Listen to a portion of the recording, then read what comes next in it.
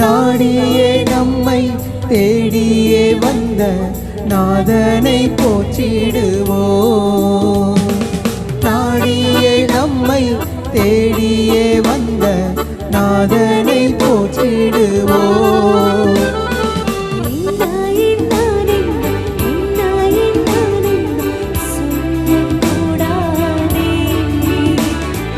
என்ன என் ஆனந்தம், என்ன என் ஆனந்தம் சொல்லக்கூடாதே.